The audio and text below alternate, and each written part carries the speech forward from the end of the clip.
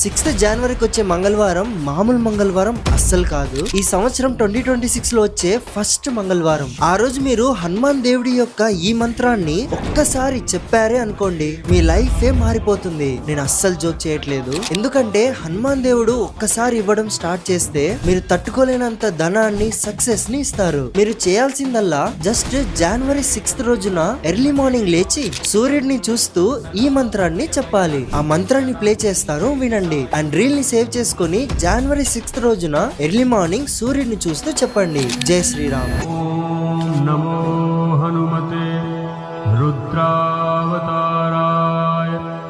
సర్వశత్రు సంహార